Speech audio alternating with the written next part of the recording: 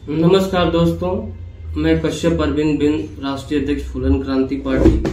आज विगत कई दिनों से चल रहा है प्रकरण अयोध्या का, जो समाज की बेटी के साथ अन्याय हुआ है, उसी प्रकरण पर मैं अपनी बात रखने के लिए आया हूं। और थोड़ा सा कुछ व्यस्तता थी, इसीलिए मैं इसके ऊपर अपनी बात नहीं रख पाया। तो उस पूरे परिवार के साथ हम लोग खड़े हैं और ये जो भी घटना हुई है ना, कि मैं बहुत निंदा करता हूँ और मैं ये कहना चाहता हूँ कि इसमें जो भी अपराधी है वो सख्त से सख्त सजा दी जाए। ये मेरी मांग है कि जो समाज की पीड़िता है, उसकी आर्थिक सामाजिक क्षति हुई है, तो उसको कम से कम उचित इलाज कराया जाए और कम से कम 50 लाख रुपए की उसकी आर्थिक मदद की जाए। उसके बाद हमारे समाज के मंत्री जी हैं, वो इस घटना में गए और जा करके आंसू बहा रहे थे। मैं कहना चाहता हूं कि आंसू बहाने से समाज को न्याय नहीं मिलेगा। मैं आपसे ये पूछना चाहता हूं मंत्री जी कि आपने एक स्टेटमेंट दिया कि अगर उस हमारी पीड़िता बहन को न्याय नहीं मिला तो हम सपा कार्यालय के बाहर जाके धरना देंगे। मैं आपसे पूछना चाहता हूं कि क्या सपा सरकार में है इस समय? हमारे देश में ये व्यवस्था है कि कोई भी घटना होती है तो उसकी जवाबदेही सरकार की होती है, विपक्ष की नहीं होती। और मैं ये कहना चाहता हूं आपको, हालांकि सपा से मेरी कोई बहुत ये नहीं है, लेकिन मैं आपसे ये पूछना चाहता हूं कि ऐसी घटनाएं समाज में हो क्यों रही है। और दूसरा एक विषय ये है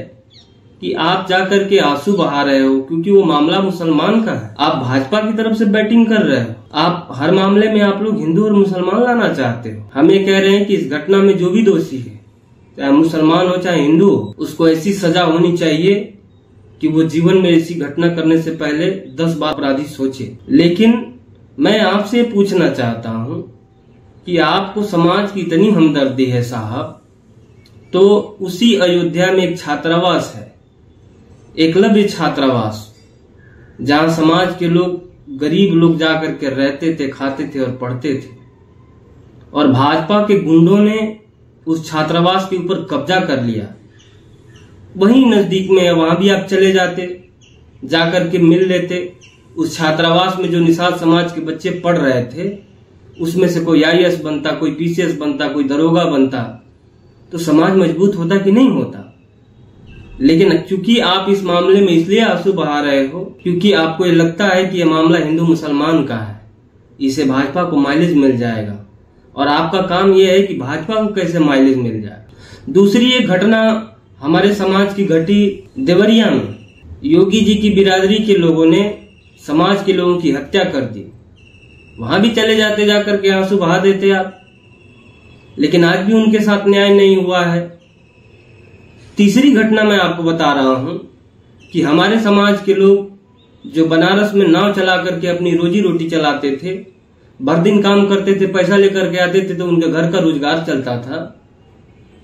आपकी योगी जी ने उनके रोजगार को छीन करके वहां क्रूज चलाने का काम किया। वहां भी चले जाते, जाकर के आप आंसू बहा देते।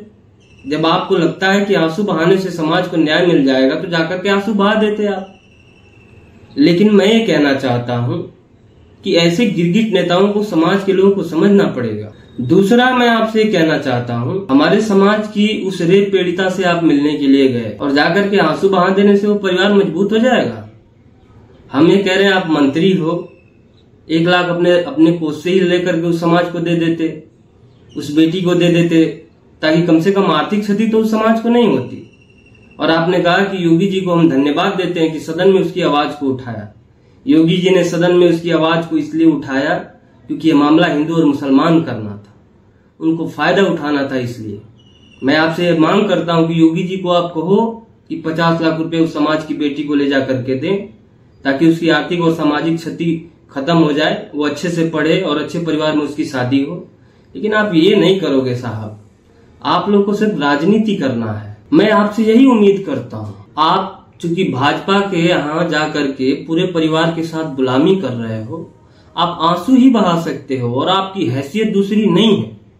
इसलिए नहीं है, मैं कहना चाहता हूं कि अभी आपके बेटे की भाजपा वालों ने सुरक्षा विड्रॉ कर ली, यानी उनके बेटे को जो सुरक्षा मिली थी भाजपा वालों ने उसको हटा दी। जब आप अपने बेटे को सुरक्षा नहीं दिला पा रहे हो साहब, आप समाज को क्या दिलाओगे? आप एक काम बहुत अच्छा कर सकते हो, आप रो सकते हो।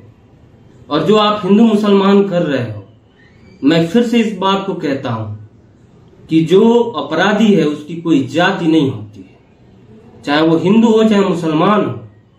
अगर उसने अपराध किया है तो उसको कठोर से कठोर कार्रवाई होनी चाहिए। समाजवादी पार्टी के लोग इस बात को आप समझो। आप पीडीए चिल्लाते हो तो समाज के उस बेटी के साथ तो आपको वहां भी जाना चाहिए।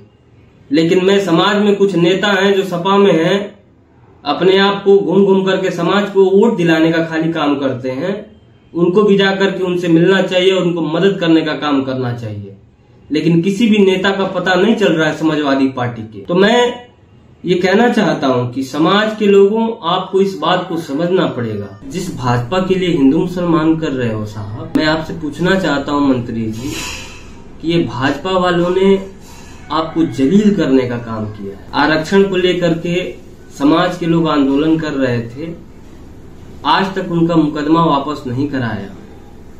हमारे समाज का एक बेटा आरक्षण के लिए मर गया, आप घूम घूम करके उसकी सीबीआई जांच करा रहे थे, आज तक उसकी सीबीआई जांच नहीं हुई। दूसरी, अभी लोकसभा का चुनाव था, 1% राजभर समाज की आबादी नहीं है, उसको भाजपा वालों ने 1 सीट दिया, अपने सिंबल से वो चुनाव लड़ा।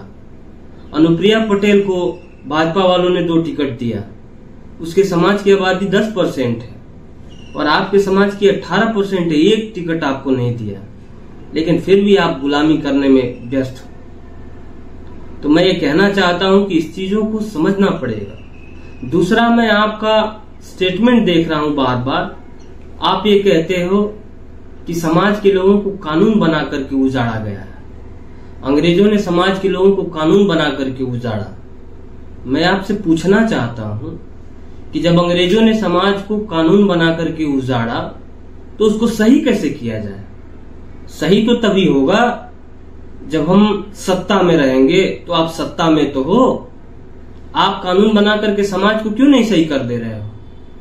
और आप कह रहे हो भाजपा की सरकार केंद्र में भी है, भाजपा की सरकार राज्य में भी है, आप एक कानून समाज का नहीं बना पाते हो, समाज के लोगों को खाली मूर्ख बनाने का काम करते हो। अभी मैंने आपका स्पीच सुना, आप कह रहे हो कि 41,000 करोड़ रुपया भाजपा ने समाज को दिया। 41,000 करोड़ रुपए का कितना पैसा समाज को मिला है, आप हमको बताओ। इस उत्तर प्रदेश में 7 नदियां हैं, इस 7 नदियों में मछली का ठेका का टेंडर किस बिरादरी को मिला हुआ? दूसरी एक चीज है कि अभी बाढ़ आई थी, हमारे समाज के लोग, बाढ़ आती है उनका घर बह जाता है, उनकी जमीन बह जाती है।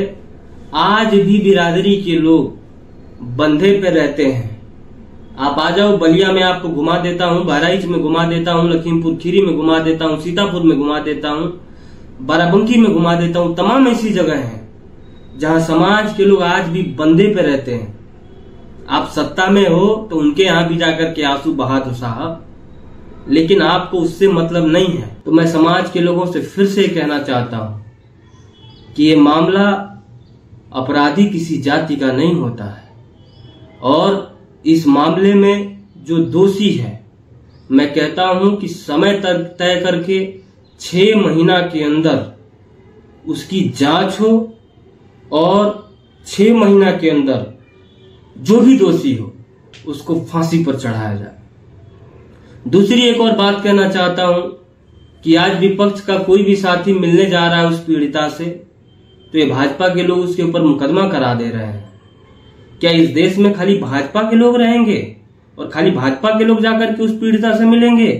क्या विपक्ष के लोगों को वहां जाने का अधिकार नहीं है? तो ये लोग, क्योंकि ये इसलिए यहां लोगों को नहीं जाने दे रहे हैं क्योंकि समाज को सच्चाई पता चल जाएगी। तो मैं ये निवेदन करना चाहता हूं कि इस तरह की राजनीति नहीं होनी चाहिए।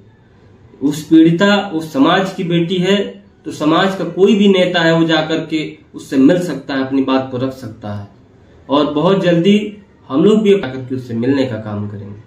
लेकिन मैं फिर से कहना चाहता हूं कि इस मामले में हिंदू मुसलमान न करके जो दोषी है उसके ऊपर कठोर से कठोर कार्रवाई किया जाए।